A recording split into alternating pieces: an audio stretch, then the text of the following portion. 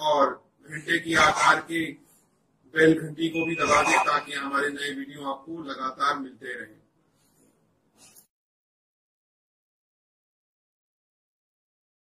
नमस्कार दोस्तों, धर्म रहस्य चैनल पर आपका एक बार फिर से स्वागत है। भाग 4 को आप अभी तक जान चुके हैं। चलिए पढ़ते हैं 5वां भाग। और हालांकि भाग काफी लंबे हो गए हैं, लेकिन जीवन में घटित घटना है इसलिए उनको इतना लंबा उसे करना पड़ा है। तो चलिए पढ़ते हैं इनके पत्र को। गुरुजी प्रणाम। गुरुजी प्रेत शक्ति और हनुमान भक्ति का ये 5वां भाग है।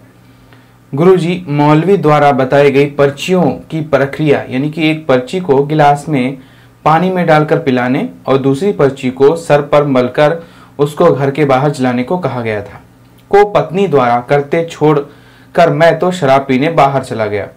टेंशन जो काफी हो गई थी। करीब 1 घंटे बाद घर आकर देखा तो लड़का धीरे धीरे खुद ही कुछ बुदबुदा रहा था कि अब बाबा नहीं आएंगे, और आंखों से उसके धीमे धीमे आंसू भी निकल रहे थे। सब उसके आसपास खड़े होकर उसको दिलासा दे रहे थे कि बाबा जरूर आएंगे, भैया तू अपनी पूजा कर ले। मैंने आकर पूछा कि क्या हुआ, तो बच्चों ने बताया कि जब से आया है बस यही बुदबुदा रहा है कि बाबा अब नहीं आएंगे।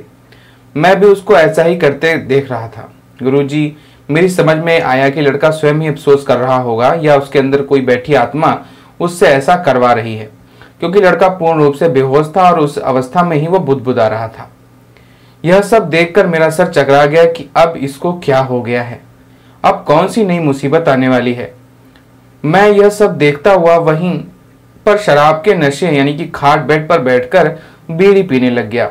बीड़ी अभी खत्म ही नहीं हुई थी कि लड़का जय श्री राम करने लगा। यह सुनकर सबके सब मुरझाए चेहरे खिल उठे और कहने लगे कि बाबा आप कहाँ चले गए थे। किसी को कोई जवाब ना देकर वह करीब 2 मिनट तक जय श्री राम का नारा लगाकर वापस चला गया। उसके पश्चात लड़के की पूजा उसके आसपास खड़े होकर पत्नी और बच्चों ने ही पूरी कराई।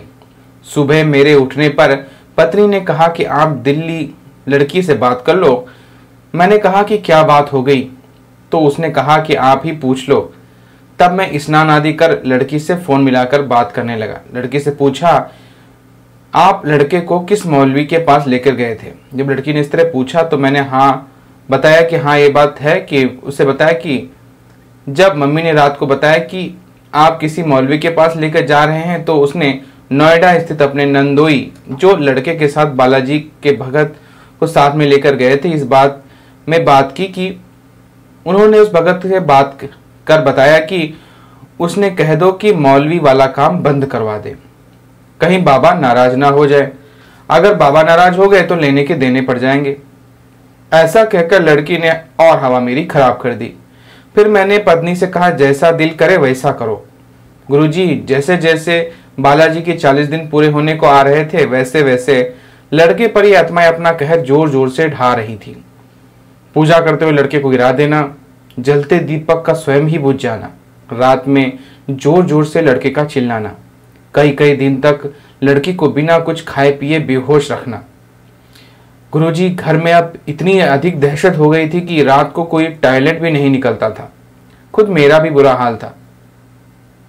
रात को चाहे 12 बजे 1 बजे आंख खुल जाए, टॉयलेट सुबह दिन में ही जाता था।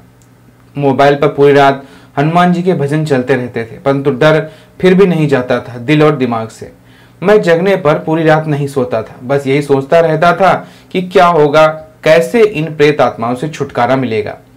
यही बातें सोचकर एक दिन मैं सुबह लड़के की पूजा करते समय, यानी कि जब लड़का खड़े होकर पूजा कर रहा था, मौलवी द्वारा सल पर मरने वाली पर्ची को लेकर चुपके से लड़के के पीछे खड़ा हो गया, और मौका देखकर मैंने वह पर्ची हाथ में लेकर लड़के के सर पर 2-3 बार मलने के पश्चात जब उस पर्ची को अपनी मुट्ठी में लेकर जलाने के लिए घर से बाहर यह कहता हुआ भागा कि साले आज तुझे नहीं छोड़ूंगा, बड़ा परेशान कर रखा है। तो मुझे ऐसा महसूस हुआ कि कोई बिजली का करंट का गोला मेरी मुट्ठी के अंदर बंद हो गया है, और वो करीब 50 से 100 वोल्ट तक का बिजली का झटका मुझे लग रहा था। घर के बाहर जाकर मैंने मुट्ठी बंद पर्ची को जलाने के लिए अपनी मुट्ठी खोली तो वह करंट का गोला गायब हो चुका था। यह सब कुछ इतनी जल्दी हुआ कि कुछ समझ में नहीं पाया कि क्या हो रहा है। मैंने जल्दी से घर के बाहर जाकर पानी की नाली में उस पर्ची को जलाने के बाद जब पूजा कर रहे लड़के के कमरे में गया तो लड़का जोर जोर से चिल्ला रहा था कि मम्मी यह सब तू क्या करा रही है। पापा से उस मौलवी की पर्ची द्वारा अब मुझे कोई बचा नहीं सकता मरने से। मेरी पत्नी ने पूछा कि क्या हुआ। जब पत्नी ने कहा उस मौलवी की पर्चियों को पानी में बहा आओ, इसकी परेशानी हो रही है। मैंने ऐसा ही करा और उन पर्चियों को गली के बाहर नाले में बहा दिया और लड़के से कहा कि तू मेरी तरफ से बाबा से माफी मांग ले और कह दे कि यह सब गलती से हो गया है। इतना कहकर मैं अपनी जान छुड़ाकर वहां से भागा। 40 दिन पूरे होने के 2-3 दिन बाद मैं अपनी पत्नी और दोनों छोटे लड़की के साथ बड़े लड़के को लेकर यूपी रोडवेज की सुबह 7 बजे बुलंदशहर डिपो से चलने वाली जयपुर अजमेर वाली गाड़ी में बैठकर बालाजी धाम के लिए रवाना हो गए। दोपहर करीब 2:45 पर उस गाड़ी ने हमको बालाजी मोड़ पर उतारा। लड़का बुलंदशहर से यहां तक पूरे सफर में बेहोश ही रहा था। बस कभी कभी धीरे धीरे मुस्कुरा जाता, कोई उससे बात करने की कोशिश करता तो वो डपट देता था। एक सस्ता सा रूम लेकर शाम को आराम करने के पश्चात करीब 5 बजे सभी स्नान आदि करके, यानी कि लड़का अभी तक अपने होश में नहीं था, उसने स्नान आदि भी किया तो किसी शक्ति के वशीभूत होकर ही। वह नॉर्मल नहीं लग रहा था। वह कहने पर हर कार्य कर तो रहा था, पर ऐसा लग रहा था जैसे उससे कोई करा रहा है। यह कैसी अवस्था थी मुझे नहीं पता, किंतु मंदिर के लिए रवाना हो गए। पेशी यानी प्रसाद लेकर मंदिर के बाहर लटक रही पन्नियों में पेशी को डालकर मंदिर में जाने वाली लोगों की लाइन में लग लिए। बालाजी का मंदिर आने से पहले ही मंदिर में लगी लाइन में लगा लड़का पूर्ण रूप से बेहोश हो गया। उसको अन्य श्रद्धालुओं की मदद से हाथों में उठाकर बड़ी मुश्किल से बालाजी मंदिर होते हुए प्रेतराज सरकार के दरबार में जाकर बिठा दिया। वहां लड़का कुछ देर बुरा सा मुंह बनाता रहा। फिर हम अपने रूम में आ गए। फिर अगले दिन बालाजी के दर्शन करने के पश्चात सीधे 3 पहाड़ी भैरव बाबा के दरबार में लड़के पर प्रेत की सवारी आ गई। कुछ देर बुरा सा मुंह बनाने के बाद सब नॉर्मल हो गया और हम लोग शाम की बस में बैठकर अपने घर आ गए। अगले दिन से लड़का नॉर्मल होकर अपने कार्यालय जाने लगा। अभी 1 माह भी नहीं बीता था कि लड़के को रात में फिर ऐसी परेशानी होने लगी। रात को अचानक डर जाता, कभी चिल्लाने लगता और कभी उस पर प्रेत की सवारी आ जाती। इसी तरह करीब 15 दिन फिर गुजर गए। हम लोग फिर से परेशान रहने लग गए। एक दिन लड़का काफी परेशान कर रहा था।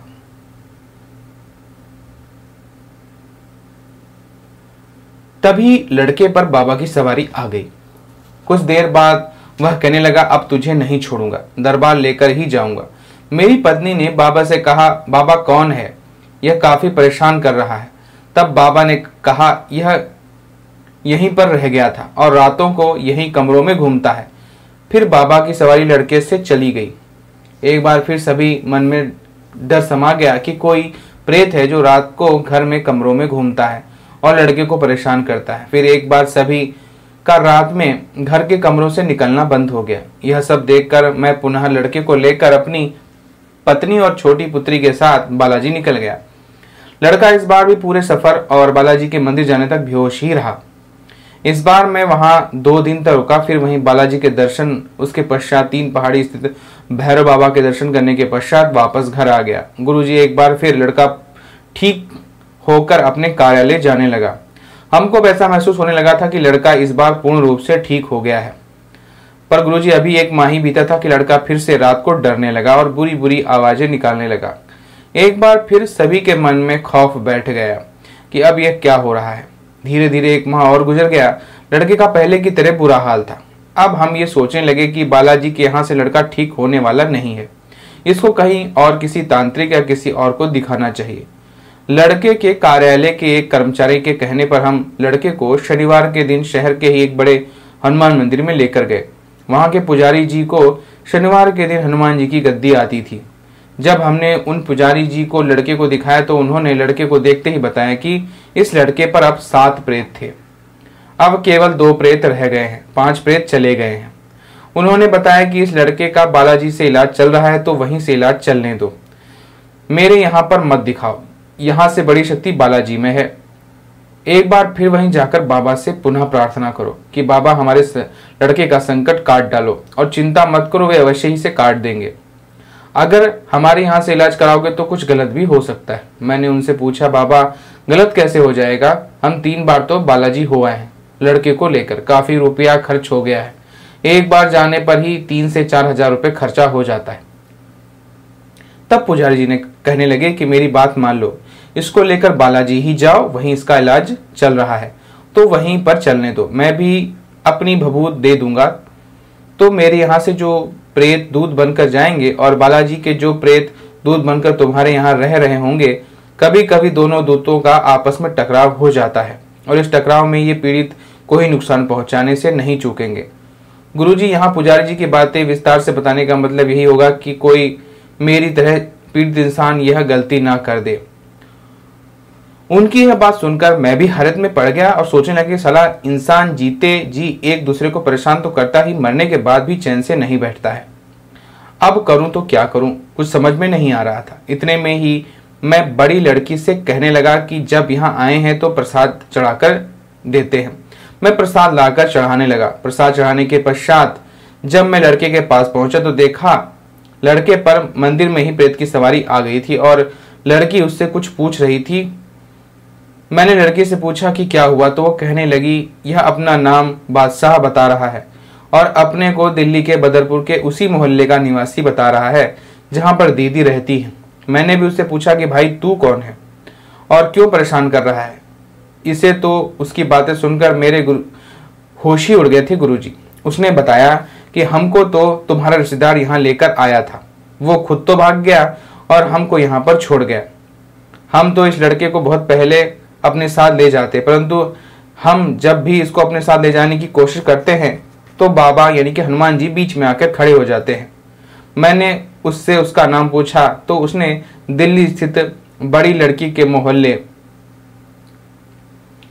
यानी कि जो गुरुजी, मैं अपनी बेटी के ससुराल के लोगों और उनके पते यहाँ पे गुप्त रख रहा हूँ ताकि वो नाराज ना हो जाए, इसलिए नाम नहीं ले रहा।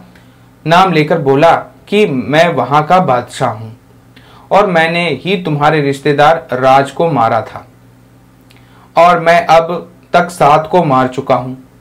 मैंने उससे पूछा कि वो कैसे मरा, तो उसने बताया कि जब मेरी उम्र 20 वर्ष के करीब थी तो मुझको मेरे दोस्तों ने फांसी लगाकर मार दिया था और अब इस समय हम 2 ही हैं, इस लड़के पर मैं और ये दिनेश चाचा, यानी कि ये चाचा तो अब हर समय शराब पीकर सोते रहते हैं और अब भी सो रहे हैं। उसकी इन बातों को सुनकर मैं सोचने पर मजबूर हो गया कि आखिर हमारे परिवार के किस सदस्य की पूजा के कारण हनुमान जी इन प्रेत आत्माओं के सामने लड़के को ले जाकर ढाल बनकर खड़े हो जाते हैं। शायद लड़के की उसी सेवा के कारण जो उसकी मम्मी ने हाई स्कूल के पेपर के दौरान लड़के को 10 रुपए के केले बंदरों को खिलाने और मंदिर में जाकर के 10 रुपए का प्रसाद हनुमान जी को चढ़ाकर पास होने के लिए बोला था। यानी कि कर्म का फल यहाँ पे बताया जा रहा है, जिसका कर्ज आज तक हनुमान जी उतार रहे हैं। गुरुजी, पहले की तरह इस घटनाक्रम का आप निष्कर्ष निकालिए। कुछ तबीयत खराब होने के कारण मैं ज्यादा नहीं लिख सका हूँ। इसका अगला भाग अगले दिन दूंगा और कोशिश करूंगा कि ज्यादा भाग ना बनाऊं, बस 2 ही 3 भाग में इसे कंप्लीट कर लूं। कुछ लोगों के गलत कमेंट आ रहे हैं, मैं उससे यही कहना चाहता हूं कि एक बार ऐसी समस्या से होकर गुजरो, तब पता चलेगा कि टेंशन क्या होता है और ऐसी टेंशन से कैसे गुजरा जाता है। कोई ऐसी टेंशन में मर जाता है, कोई शराब आदि के नशे में डूब जाता है और कोई अपने बुरे कर्मों का फल समझकर कुछ ईश्वर पर छोड़ छाड़ के चुपचाप बैठ जाता है और कोई अंत तक संघर्ष करता रहता है। अंत में फल चाहे जैसा भी मिले, चाहे जैसा भी मिले। तो यहाँ पर इनका ये आज का पत्र समाप्त होता है और निश्चित रूप से यहाँ पर ये बताने की कोशिश जो है निष्कर्ष के रूप में यही आती है कि हनुमान जी के प्रति की गई जो पूजा है उसी के कर्म का प्रभाव है जिसकी वजह से ये लड़का जिंदा है, वरना लड़का जिंदा ही नहीं होता। अब तक जो हनुमान जी उसकी रक्षा करते आ रहे हैं उसके पीछे वो कर्म है, यानी वो पूजा है। यानी कि कहा भी जाता है कि अगर कोई भी कर्म आप कीजिए और पूजा पाठ और प्रार्थना अगर आप करते हैं तो उसका असर इतना अधिक होता है कि वो कभी ना कभी किसी न किसी रूप में अप्रत्यक्ष रूप से, जिसको हम ना देख सकते हैं ना समझ सकते हैं, वो रक्षा करती है। इसीलिए कहा जाता है कि सदैव भक्ति का मार्ग अपनाते रहना चाहिए जीवन में, कभी भी इसे नहीं छोड़ना चाहिए। आगे क्या हुआ ये लोग जब ये पत्र लिख के भेजेंगे तो हम लोग अवश्य ही जान पाएंगे। तो अगर आज का वीडियो आपको पसंद आया है तो लाइक करें, शेयर करें, सब्सक्राइब करें। आपका दिन मंगलमय हो। धन्यवाद।